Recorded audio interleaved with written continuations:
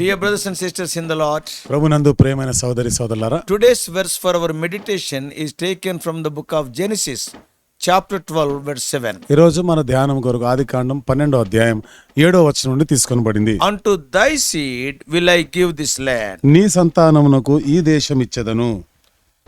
Genesis 12:7 marks a significant moment in Abraham's journey of faith. ఆదికాండం 12వ అధ్యాయం 7వ వచనం Abraham యొక్క విశ్వాస యాత్రలో ఇదొక ప్రాముఖ్యమైనటువంటి ఒక మరుపురానిటువంటి ఘట్టం ఇది. After traveling through the land of Canaan, కనాను దేశంలో సంచరించిన తర్వాత God appears to Abraham and reaffirms his promise.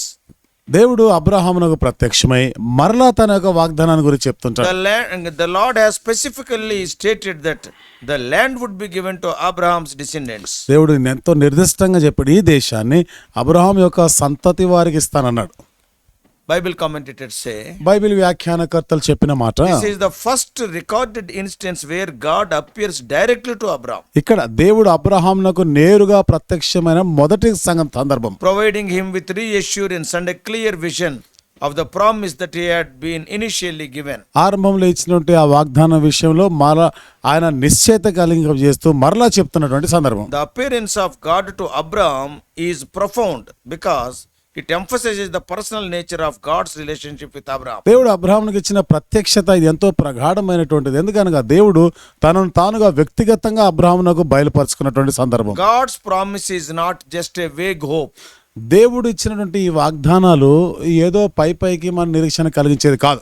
It is a direct spoken commitment to Abraham that the land he is currently in will belong to his offspring. ఇది నేరుగా అబ్రహాముతో చెప్పినటువంటి ఈ యొక్క ప్రతిష్టతో చెప్పినటువంటి మాట, ఈ దేశము నీ సంతతి వారికి ఇస్తానని నేరుగా దేవుడు చెప్పిన మాట. In response to this divine encounter, ఈ దైవికమైనటువంటి ప్రత్యక్షతకి స్పందనగా Abraham builds an altar to the Lord. Abraham దేవునికి ఒక బలిపీఠం కడతాడు. That is an act of worship and gratitude. అది ఆరాధన కృతజ్ఞత యొక్క కార్యం. అది The altar serves as a physical reminder of God's promise.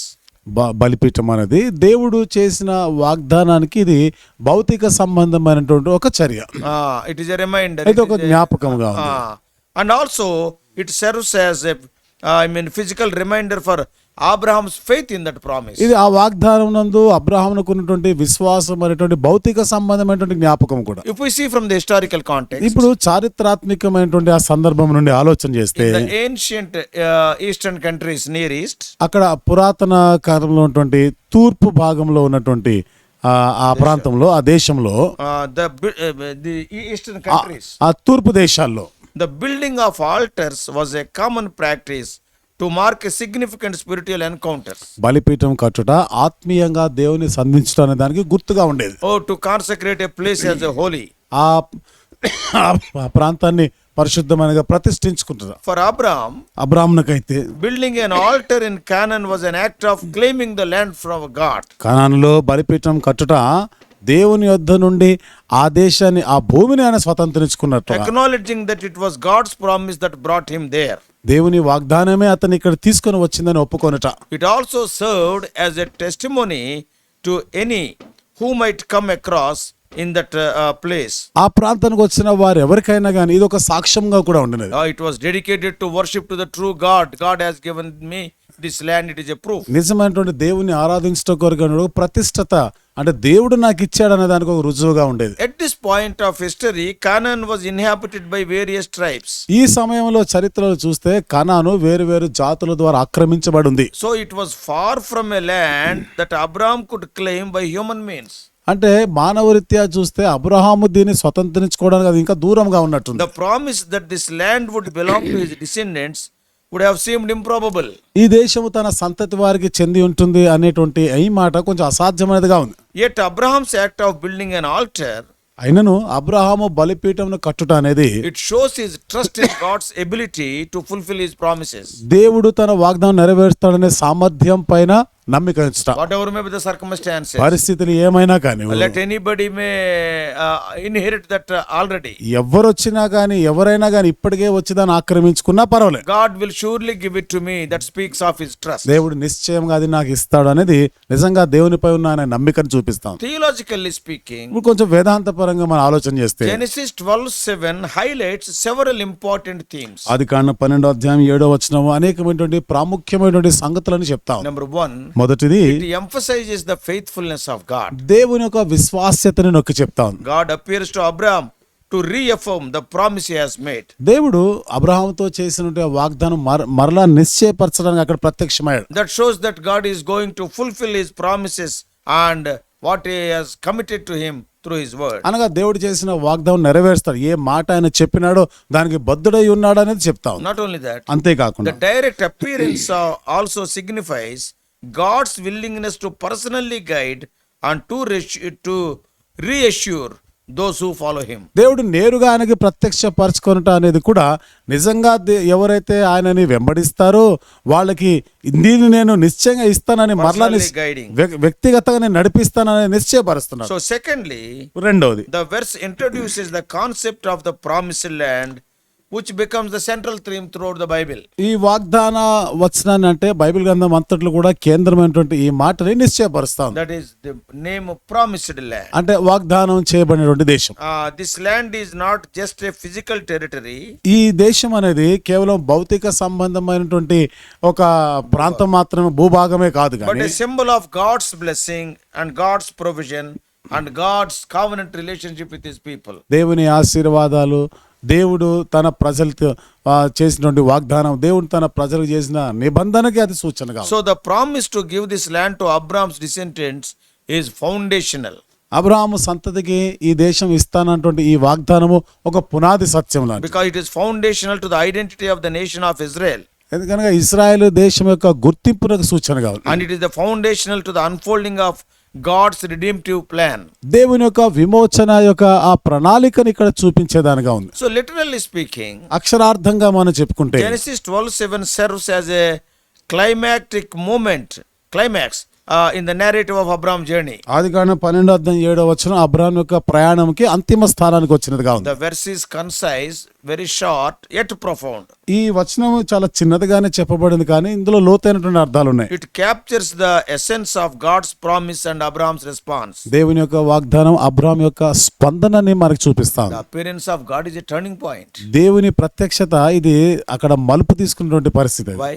ఎందుకని Now the focus is shifted from a physical journey to a spiritual promise that undergirds it. ఇప్పుడు భౌతిక సంబంధమైన ప్రయాణం నుండి ఆత్మ సంబంధ వాగ్దానం పైన తన దృష్టి మళ్లించేదిగా The ఉంది. building of the altar is a significant thing. బలిపీఠం కట్టుట అనేది ఏదో ప్రాముఖ్యమైనటువంటి సంగతి. Yeah, that speaks of Abraham's faith and commitment. ఇది అబ్రహాం యొక్క విశ్వాసము, ఆయన యొక్క ప్రతిష్టతను గురించి It is మాట్లాడుతుంది. an outward act that reflects an inward trust in God's promise. ఆంతర్యంలో దేవుని వాక్యం పైన నమ్మిక ఉన్నది అనే దానికి బాహ్యంగా ఆయన క్రియలు చూపిస్తున్నాడు. So this verse balances the divine revelation with human response. ఈ వచనము ఆత్మ సంబంధమైనటువంటి ప్రత్యక్షతకి మానవుని యొక్క స్పందనకి ఒక సమతుల్యంగా ఉంది. What does it mean? అంటే దీని అర్థం ఏమిటి? When God promises something, we must respond with faith and worship. దేవుడు ఏదైనా వాగ్దానం చేసినప్పుడు మనం విశ్వాసంతో, ఆరాధనతో స్పందించాలి. Hebrews 11th chapter, హెబ్రీయులకు రాసిన పత్రిక 11వ అధ్యాయం from verses 8 to 10 in the New Testament, కొత్త నిబంధన అది 8 నుండి 10 వచనాల్లో చూస్తే that those verses reflects Abraham's faith in God's promises. ఆ వచనాలు అబ్రహామునకు దేవుని వాగ్దానాలపై ఉన్నటువంటి నమ్మికలను సూచిస్తాయి. Yeah, he did not see the fulfillment of those promises throughout his lifetime. తన జీవితకాలం అంతట్లో కూడా ఈ వాగ్దానం నెరవేర్పుని ఆయన చూడలేదు. Even then he believed means that is the depth of his trust. ఆయనను ఆయన నమ్మినాడంటే తన యొక్క నమ్మిక ఎంత లోతైనదో ఇక్కడ మనకు కనబడతా ఉంది. So then what this verse means for today's Christian? అయితే ఇప్పుడు నేటి దిన క్రైస్తవులకి ఈ వాగ్దానము మరి ఏమి చెప్తా ఉంది? For Christians today, నేటి దినమున్న క్రైస్తవులకైతే Genesis 12:7 is a reminder that God's promises are trustworthy. ఆదికాండం 12:7 అనేది దేవుని యొక్క వాగ్దానాలు నమ్మదగినవి అనేది జ్ఞాపకం And చేస్తుంది. God is faithful to fulfill them. మరి దేవుడు వాటిని నెరవేర్చడానికి నమ్మదగినవాడు. Even if the timing and circumstances seem uncertain, but one day he is going to fulfill them. సమయము ఆ పరిస్థితులు అవి అనిశ్చితమైనవిగా కనబడినా గాని ఒక దినాన దేవుడు తప్పక వాటిని నెరవేరుస్తాడు. Not only that, అంతేకాకుండా Abraham's response to God's promise, that is building an altar, దేవుని వాగ్దానముకి అబ్రహాం యొక్క స్పందన అంటే బలిపీఠం కట్టుట, it teaches us the importance of worship. ఇది ఆరాధన యొక్క ప్రాముఖ్యత It నేర్పిస్తాం. teaches us the gratitude as an act of faith. చూడండి, కృతజ్ఞత అనేది విశ్వాస సహితమైనటువంటి క్రియగా అది బోధిస్తా ఉంది. When we receive a word or promise from God, దేవుని యొద్ద నుండి ఒక మాట, వాక్యము, ఒక వాగ్దానం మనం పొందినప్పుడు our response should be one of trust and acknowledging his sovereignty in the form of worship. మన యొక్క స్పందన అనేది ఆరాధన ద్వారా ఆయన యొక్క సార్వభౌమ అధికారాన్ని మనం ఒప్పుకొనుట, ఆయన యందు నమ్మిక ఉంచుట. And this verse also encourages believers to hold on to God's promises. ఈ వచనము విశ్వాసులైన వారు దేవుని వాగ్దానములను చేపట్టాలనేది కూడా ప్రోత్సహిస్తాం. Sometimes they seem distant and unattainable. కొన్నిసార్లు ఇది చాలా దూరంగా ఉన్నది, మనం సాధించలేమేమో అన్నట్టుగా ఉంటుంది. Abraham did not see the full possession of the land in his lifetime, Abraham తన జీవిత కాలంలో ఈ దేశాన్ని స్వాధీనపరచుకుంటా, స్వతంత్రించుకుంటా అనేది ఆయన చూడలే. but he trusted that God would bring it to pass for his descendants. కానీ దేవుడు తన సంతతి వారికి ఇది ఇస్తాడు అని నమ్మినాడు ఆయన. So in the same way, అదే రీతిగా we are called to trust God's promises or his long-term plans. దేవుని యొక్క వాగ్దానాలు దీర్ఘకాలం కొరకు ఒక ప్రణాళిక అనేది మనం నమ్మాలి. Sometimes immediate results may not be there. కొన్నిసార్లు వెంటనే ఫలితాలు రాకపోవచ్చు. How we can relate this verse to our loving God? ఈ వచనాన్ని మన ప్రేమగల దేవునికి మనము ఎట్లా మన సంబంధంగా చెప్పగలం? This verse reveals God's love in his willingness to reassure and guide Abraham personally. ఈ వచనం దేవుని యొక్క ప్రేమ అంటే మరలా ఆయన నిశ్చయపరిచే దాంట్లో అబ్రాహామును నడిపించేదిగా మనకు చూపిస్తాం. God did not leave Abraham to doubt or wonder. దేవుడు అబ్రాహాము సందేహించేటట్లుగా, ఆశ్చర్యపోయేటట్లుగా చేయలేదు. Not promising some time back and forgetting it. ఇది ఎప్పుడో వాగ్దానం చేసినాడు కదా, ఇప్పుడు మర్చిపోవడం అట్లా కాదు. Instead, he appeared to him, అందుకు బదులుగా దేవుడు అతనికి ప్రత్యక్షమైనాడు. providing a clear promise that Abraham could hold on to. Abraham ఆ వాగ్దానం చేపట్టడానికి కొరకు ఒక స్పష్టతనిచ్చాడు. So the personal engagement of God shows that God's love is not distant but is expressed in direct and meaningful ways. వ్యక్తిగతంగా దేవుడు కలగజేసుకున్నట్టు అనేది దేవుడు ఎక్కడో దూరంగా ఉండడం అనేది కాదు, కానీ ఎంతో సమీపంగా వ్యక్తిగతంగా వారితో కూడా ఉన్నట్టుగా చూపిస్తాను. God's promise to give the land to Abraham's offspring also reflects his love for the future generation. దేవుడు అబ్రాహాము సంతతికి ఈ వాగ్దాన దేశం ఇస్తానన్నది భవిష్యత్తులో వారి గురించి కూడా ఇది చెప్తా ఉంది. Yeah, his love is not ended with Abraham. అంటే ఆయన ప్రేమ అబ్రాహాముతోనే అయిపోయేది కాదు He అనేది, loves the future generation. తర్వాత వచ్చే తరానికి కూడా ఆయన ఆ ప్రేమని ఇస్తాడు. So his plans are not for the present only but extend to those who come after us. ఆయన యొక్క ప్రణాళికలు ప్రస్తుతం వరకే కాదు, మన తర్వాత రాబోయే తరానికి కూడా అవి చెంది ఉంటాయి. Yeah, in the future times and future days his promises are true. రాబో దినాల్లో భవిష్యత్ కాలంలో కూడా ఆయన వాగ్దానాలు సత్యమైనవిగా ఉంటాయి. When we see from the point of Lord Jesus Christ, యేసుక్రీస్తు ప్రభువారి కోణం నుండి మనం చూస్తే the promise of land to Abraham's descendants finds its ultimate fulfillment in Jesus Christ. అబ్రాహాము సంతానమునికి వాగ్దానం చేయబడిన ఈ దేశం ఇస్తానన్నటువంటిది ఇది అంతిమం యేసుక్రీస్తు ప్రభువులో నెరవేర్చబడింది. While the physical land of Canaan was significant for the nation of Israel, భౌతిక సంబంధమైనటువంటి ఈ కానాను ఇక్కడ ఇశ్రాయేలు దేశానికి అది అనుగ్రహించబడితే the broader promise of blessing to all nations is realized through Jesus. మరి ఇంకా విశాలంగా ఆలోచిస్తే సమస్త వంశములకు యేసుక్రీస్తు ద్వారా అది వారికి ఇవ్వబడతా ఉంది. Jesus is a descendant of Abraham యేసు ప్రభు అబ్రహాము యొక్క సంతానం, and fulfills God's promise to bless all the people through Abraham's lineage. Abraham ద్వారా, అబ్రహాం వంశం ద్వారా అందరూ ఆశీర్వదించబడతారు అనేది అది దేవుని యొక్క వాగ్దానం. In Lord Jesus Christ, యేసుక్రీస్తు ప్రభులో the concept of promised land is expanded beyond physical territory. వాగ్దానం చేయబడినటువంటి దేశం అనేది భౌతిక సంబంధమైనటువంటి భూభాగం. It expanded beyond that. అది అంతకు మించి కూడా అది మరి విస్తరించినది. To include the promise of eternal life and the kingdom of God. నిత్య జీవము గురించినటువంటిది దేవుని రాజ్యము కూడా దీంట్లో ఉంది. Jesus' ministry on earth and his death and resurrection opened the way for all people to become a part of God's family. భూమి మీద యేసు ప్రభువారి యొక్క జీవితం, ఆయన మరణ, భూస్థాపన, పునరుత్థానములు ఇవన్నీ కూడా యేసు ప్రభువారి యొక్క ఆ వంశంలో, కుటుంబంలోనికి తీసుకొని వస్తాయి. Therefore all the nations of the earth can enjoy the blessings promised to Abraham. కాబట్టి దేశం యొక్క సమస్త వంశములు ఆదాముకు చేయబడిన అబ్రహామునకు చేయబడిన ఆ వాగ్దానానికి వారసులు అవుతున్నారు. Man of God Matthew Henry writes on 12th chapter 6 to 9. Matthew henry అనే దైవజనుడు ఆయన Genesis ఆదికాండం 12వ అధ్యాయము 6 to 9. 6-9 వచనాలు ఈ రీతిగా వ్యాఖ్యానించారు. That Abraham found the country peopled by Canaanites, అంటే కనానీయులు ఉన్నటువంటి ఆ దేశాన్ని అబ్రహాము కనుగొన్నాడు. and they were bad neighbors. వాళ్ళందరూ కూడా మరి చెడ్డవారైనటువంటి వారు. He journeyed going on still. ఆయన ఇంకనూ ప్రయాణం చేస్తూనే ఉన్నాడు. Sometimes it is a lot of good men to be unsettled and often remove into various states. కొన్ని Good men are to be unsettled sometimes. అంటే కొన్నిసార్లు They are to be removed. అంటే మంచివారు ఉండలేరు, అక్కడ వాళ్ళతో తొలగించబడతా ఉంటారు. Believers must look on themselves as strangers and sojourners in the world. విశ్వాసులైన వారు ఈ లోకంలో యాత్రికులను ప్రయాణికులుగానే భావించాలి. But observe how much comfort Abraham got in God. అయితే అబ్రహాము దేవుని యందు ఎంత ఆదరణ పొందినాడు అనేది మనం గమనించాలి. When he could have little satisfaction in converse with the Canaanites whom he found there. అక్కడ ఉన్నటువంటి ఆ కనానీయులతో ఆయన కలిసి ఉండడానికి ఇష్టపడలేదు కదా. The very little satisfaction he found from Canaanites. అంటే కనానీయులతో నుంచి ఏదో కొంత మాత్రమే తృప్తి కలిగినారు. But he had abundance of pleasure in communing with God. కానీ దేవునితో సహవాసంలో సమృద్ధిగా ఆయన పొందినాడు. Without leaving him, the Lord brought him thither.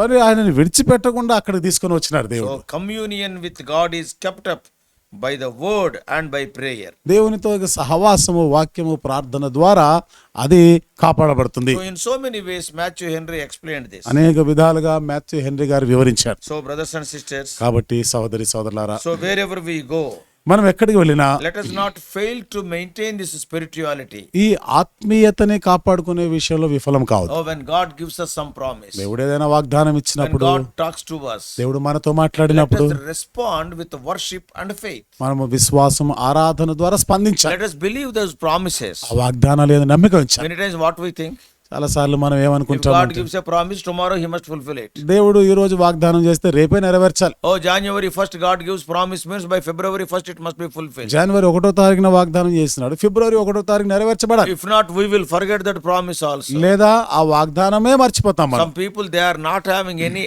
idea about God's promises and their fulfillment. కొంతమందికి అయితే దేవుడిచ్చే ఈ వాగ్దానాల గురించి ఒక ఆలోచన లేదు, నెరవేర్పు గురించి అంతకన్నా పట్టింపు They ఉండదు. think with all human mind. ఇవన్నీ కూడా మానవ సంబంధమైనటువంటి ఆ మనసుతోనే ఆలోచన They want చేస్తారు. to get them fulfilled immediately. వెంటనే నెరవేర్చబడాలనుకుంటారు. And by seeing these people, others will be misled.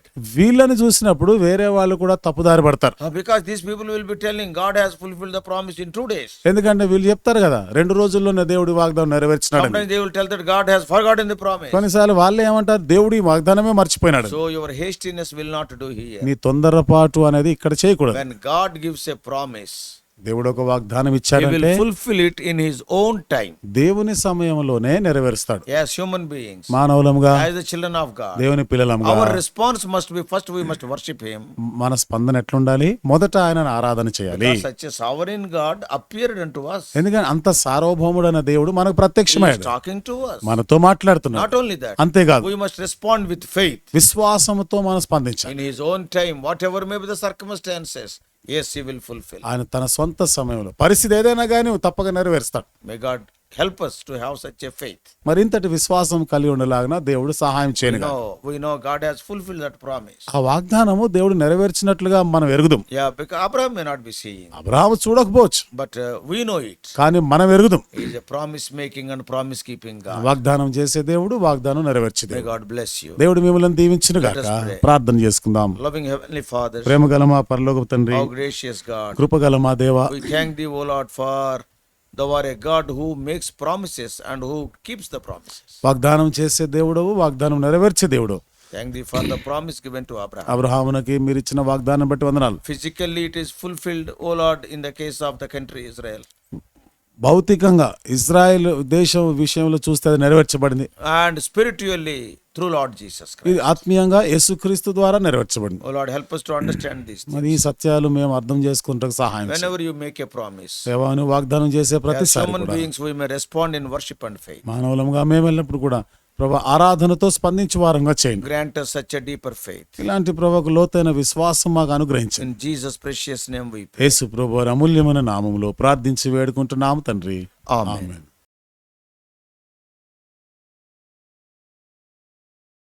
God bless you all. Please subscribe for more spiritual messages to the YouTube channel John Victor Telugu Messages.